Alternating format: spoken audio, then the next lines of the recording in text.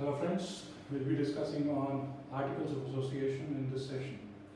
Let us see what is all about Articles of Association. As we already know that two of the primary documents as far as company is concerned, it will be Memorandum of Association and Articles of Association. Having covered Memorandum of Association earlier, our next document for discussion will be Articles of Association.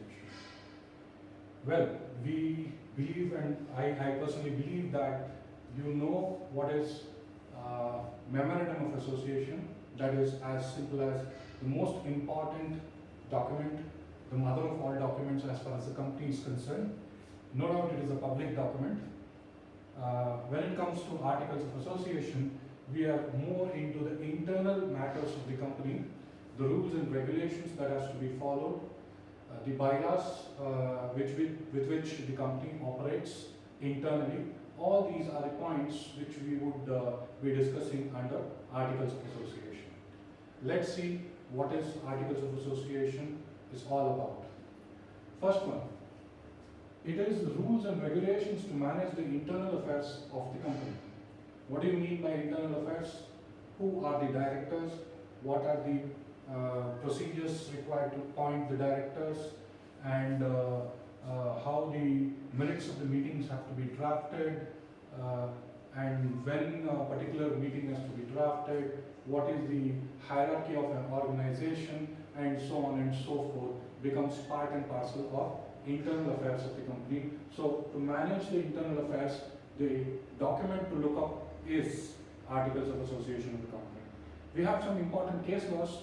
That is Guinness versus Land Corporation, Ireland, Ashbury Carriage Company versus Ritchie's, and SS Rajkumar versus Perfect Castings Private Limited. These three are the possibly landmark judgments as far as Articles of Association is concerned. Some important points to be taken out of these case laws is what I will be discussing. Let's see what it is. 1. AOA is a subsidiary document to MOA, that is Articles of Association is subsidiary to Memorandum of Association and accepts the Memorandum of Association as charter of the incorporation, as the main document of the incorporation. So basically AOA accepts MOA as the main document, as a charter document of the incorporation. That is nothing but it defines the duties and rights and powers of the governing body and the company, and mode and form in which the business of the company is to be carried out, and changes in internal regulation. So when AOA has accepted Memorandum of Association as the main charter or the main document of the company, then AOA has to answer its other points, that is its connected points or its subsidiary points, in the form of internal affairs of the management, then how a business of the company has to be carried out, how can a person enter into a contract with the company, rather the other way around also should be possible to think at, that is what are the procedures involved for the company to enter into a contract, who is the authorized person to enter into a contract. So are the points to be discussed as far as AOA is concerned. So basically it defines the rights, duties and powers of the governing body. Who is the governing body here? The board of directors and the company. That is, it defines the rules, regulations, the rights, the duties of the governing body at one hand, that is board of directors, and the company at the other end, to have a smooth functioning of the company's affairs, that is internal affairs, and the mode and form in which the business of the company has to be carried out. So basically MOA talks about how the internal organization has to be structured out, what are the rights, duties, powers of the governing body, which is board of directors, and what are the rights, duties of powers of the company, in precisely telling how a business of the company has to be operated, or how a business of the company has to be carried out. Of course, it also discusses about what if there is changes in internal regulations of the company. Moving further, we shall discuss about the second important legal terminology. Well, we discussed something called charter document here, that is mother document which is related to MOA, whereas when it comes to AOA, we call it as Magna Carta. AOA is a Magna Carta, that is nothing but it is a business document and should be considered strictly. What does it mean? It's an internal document which specifies the rights, duties, etc., and the mode of operating of the business of the company. Therefore, it is nothing but a business document. Such business document should be complied and considered very strictly by the governing body, that is the board of directors. Any decisions that has to be taken, any acts done by the governing body, any director performing any act on behalf of the company should be strictly in accordance with this business document, which is nothing but AOA, otherwise called as Magna Carta. Remember, MOA is called charter document, which is the most important document, mother of all documents, whereas AOA is called a Magna Carta, which is nothing but a business document.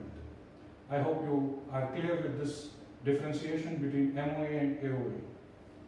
Going further, it regulates the domestic management of the company and creates the rights and obligations between the members and the company. This is exactly what I covered in the points about a few minutes back. The domestic management of the company is nothing but the internal management of the company, how a person has to be inducted as a director, then in what situations a director can resign, when AGM has to be held, are there any exceptions, when an EGM, extraordinary general meeting, can be held, are there any procedural requirements for these activities to take place. So basically what we are discussing here is the domestic management, the internal management of the company, its detailed version or its detailed recording in terms of clauses, points will be covered under AOA. So it also discusses about the rights and obligations of the members and the company. What are the members supposed to do when a particular act takes place? Members, I mean the shareholders of the company. And what is the company supposed to do when there is a particular situation? Most elaborately it would be given. Of course, we have certain forms which are predefined forms. I have covered it up here. Let's see when I come to that.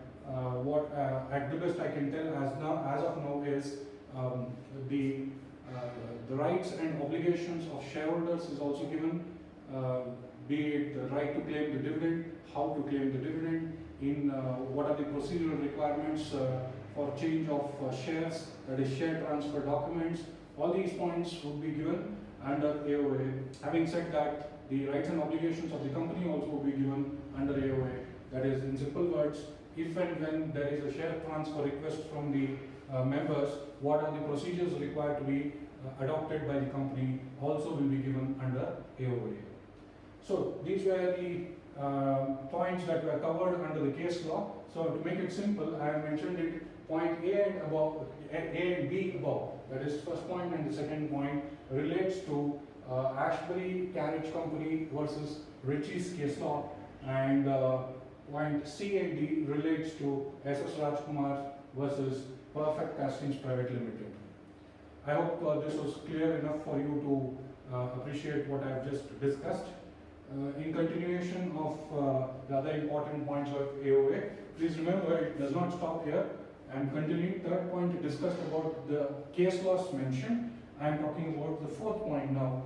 Further, AOA is in fact the bylaws of the company, and as per which the directors and other officers are required to perform their functions relating to management, accounts, audit. As I have already told you, each and every item of domestic management or internal management would be covered under the Articles of Association, whether it is management related aspect or accounting related aspect, or for that matter audit related aspect.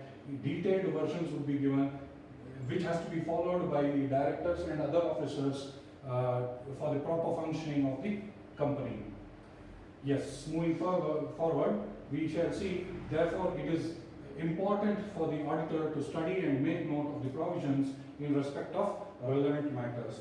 So what does a chartered accountant do when he somehow gets in touch with the company whether as being inducted as a statutory auditor, or whether for that matter he is doing a due diligence for another client of his, first and foremost he should check the articles of association, check the rules and regulations mentioned as far as how the internal affairs of the company is managed, and check the relevant actual documents to verify whether it is really in fact done in the same manner as provided under articles. So the first thing that the auditor of which a company is supposed to do, whether he is a statutory auditor or to be inducted as a statutory auditor, or he is doing the due diligence of this company for another company, checking whether all the compliances are taken care or not, then first job of the auditor is to check the articles of association. In comparison with the articles of association, verify whether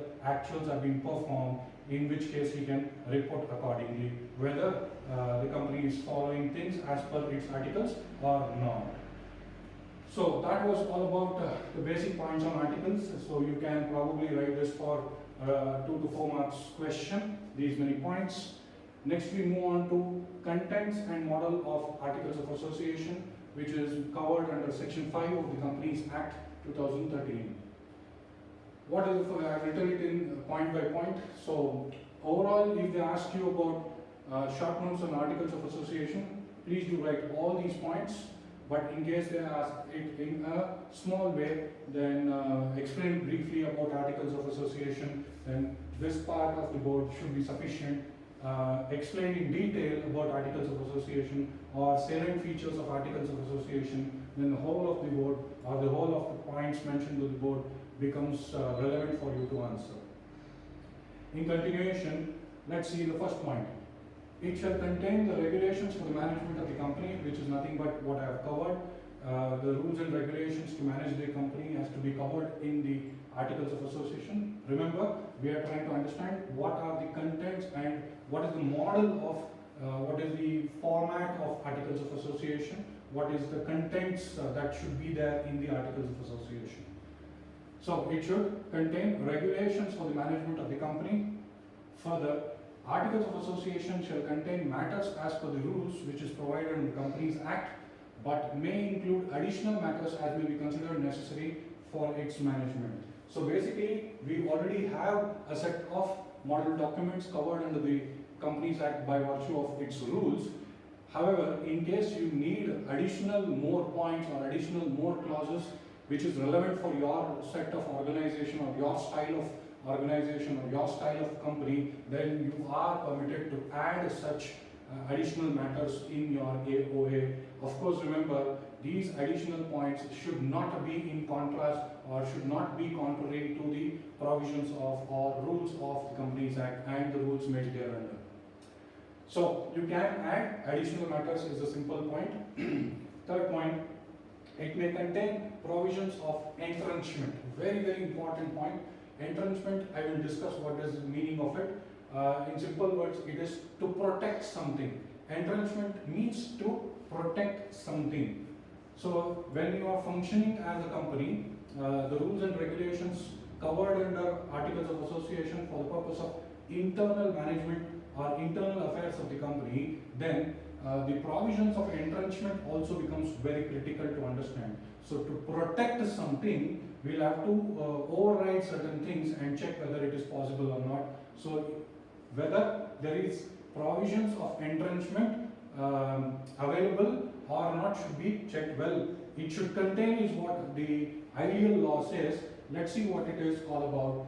To effect the specified provisions, AOA can be altered if conditions, procedures are met and complied with, which are more restrictive than special resolution. Means, what am I trying to tell? Basically, any decision making is with the shareholders, of course. When a particular act or a transaction is put before the shareholders, an act or a resolution will be passed for the act to take place or for the transaction to take place or not to take place. In which sense, if there is a particular change which is required to be done in articles of association, which is probably relevant for the internal management of the company, then first there should be an amendment. That means there should be a change in the Articles of Association to bring in such a new provision. The prior point is, if you want to make a change, then such change should be placed before the members by virtue of a special resolution. Such change, special resolution is nothing but 75% of the members present, sitting and voting. If they voted for it, then the resolution is taken effect and the new provision gets life and gets incorporated by virtue of this amendment into the Articles of Association. I'm not trying to beat around the bush. There is an important point here to observe here. What if there is certain important situation wherein even the special resolution cannot satisfy it? That means a situation has arrived in such a way that it is so important for which entrenchment clause becomes applicable. What do you mean by entrenchment clause?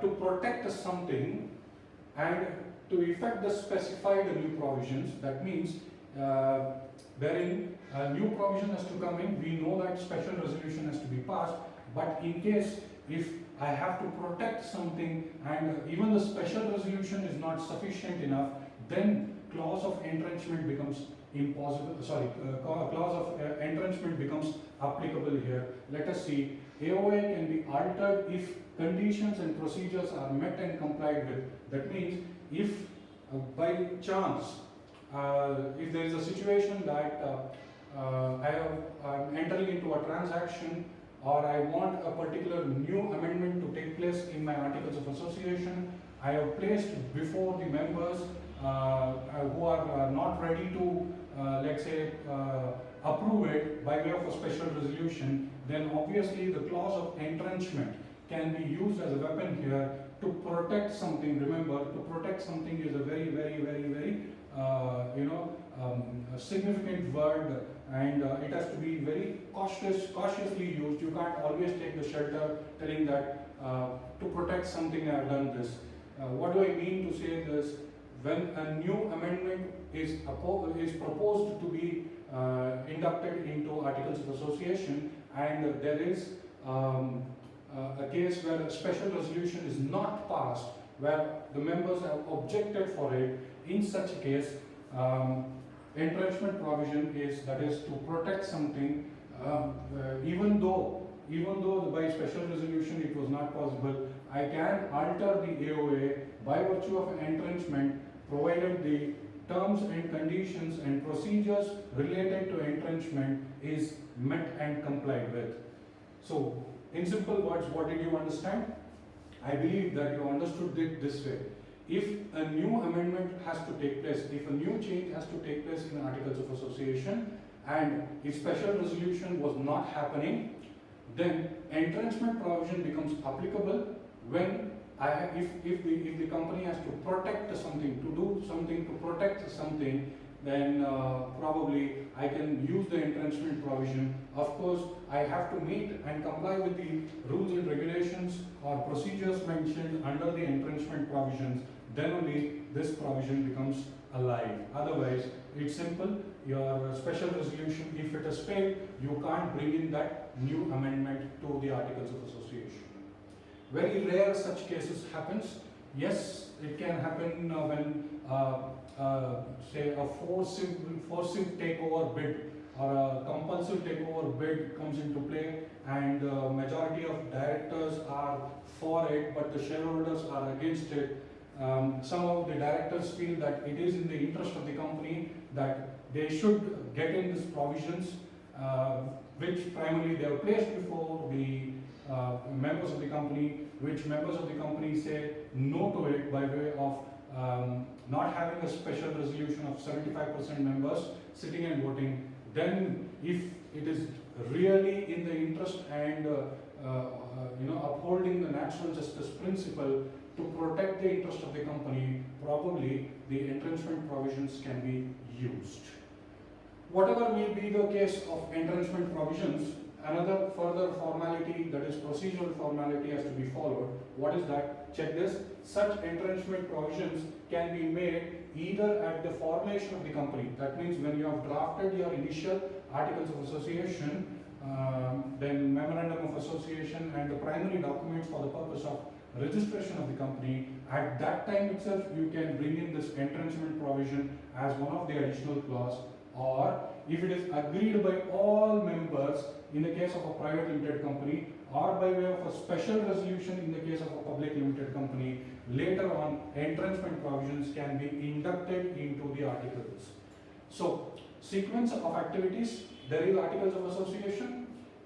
If there is no entrenchment provision at the time of registration of the company, and if it is a private limited company, all the members of the private limited company should agree to bring in the entrenchment provision, and if it is a public limited company, at least 75%, that is by way of a special resolution, you can bring in the entrenchment provision into the articles of association. Having said that, primarily at the time of registration of the company itself, you could have brought in the you could have brought in the entrenchment provisions as far as AOA is concerned, or as far as entrenchment provisions getting into AOA is concerned.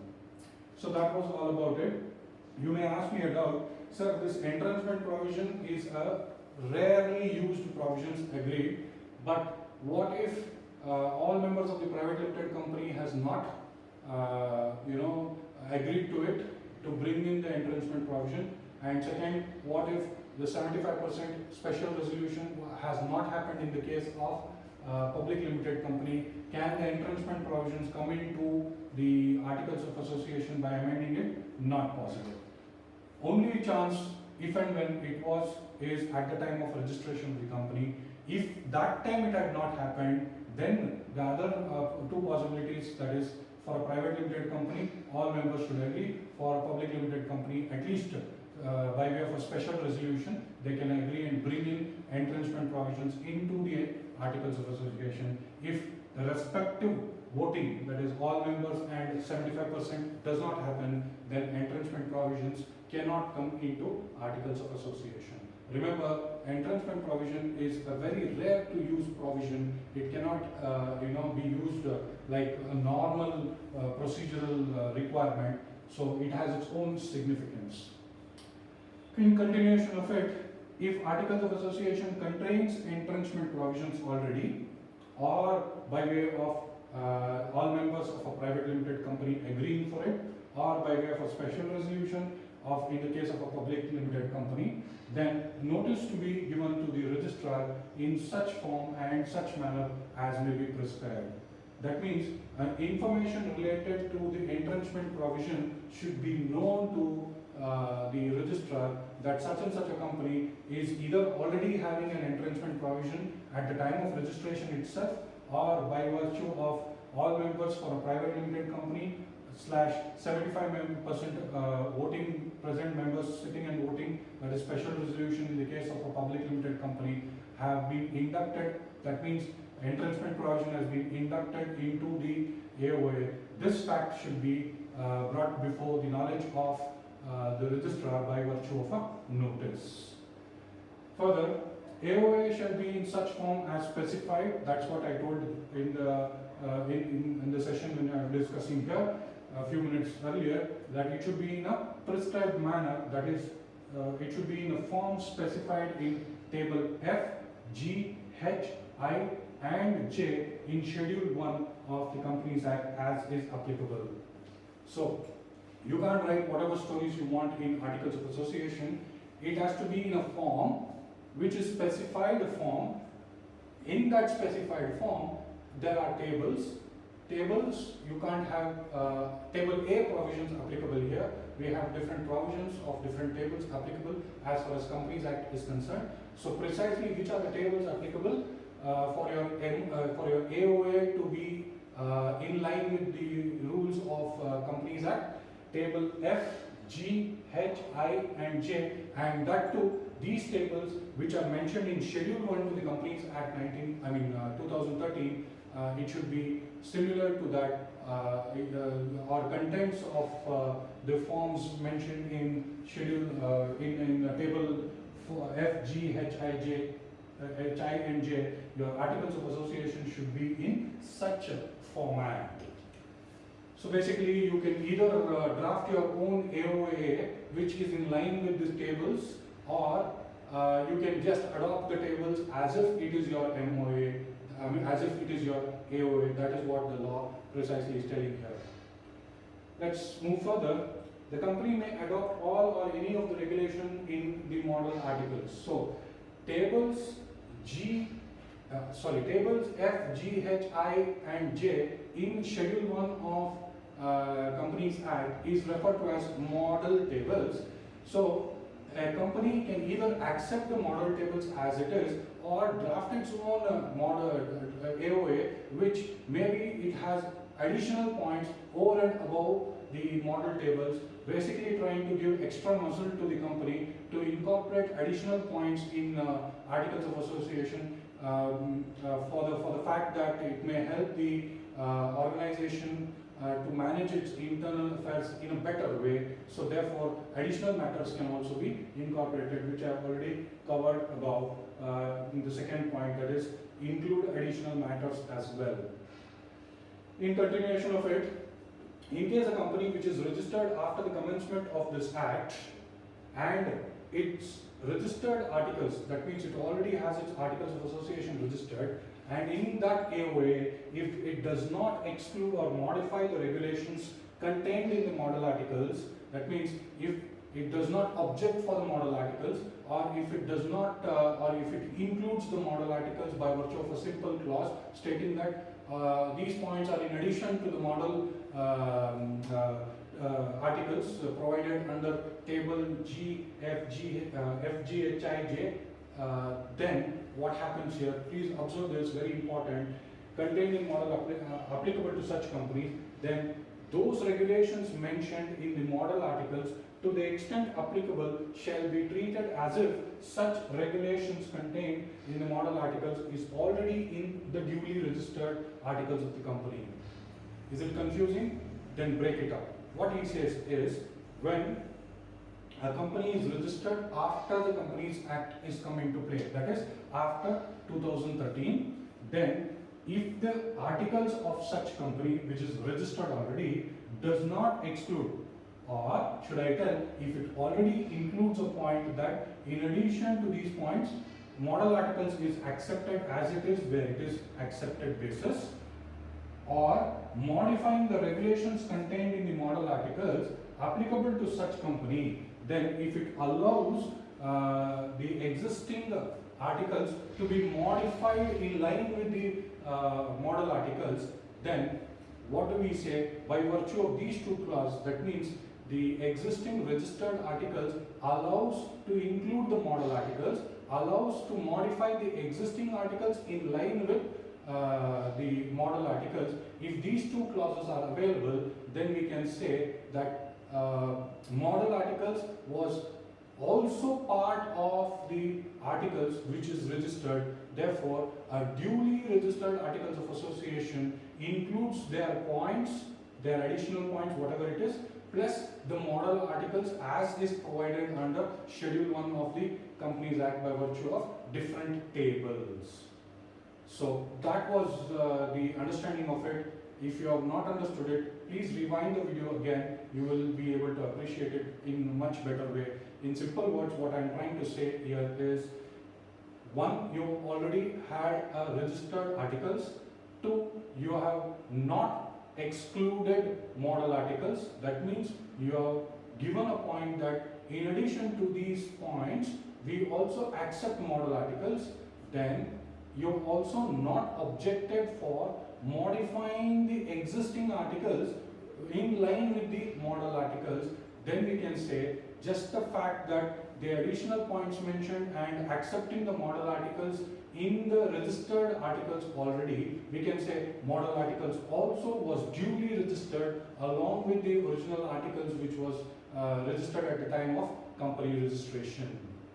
Are we clear on these points, my dear friends?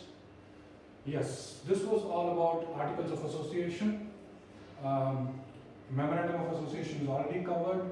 So the differences between memorandum of association and articles of association is the subject matter of your practice. Please put a table, write 10 points of articles of association, compare the same with memorandum of association. fairly you would be able to meet the relevant points as far as exam is concerned. Of course, I would suggest you to go through the differences between articles of association and memorandum of association.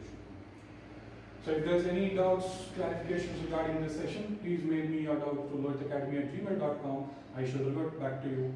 Thank you so much.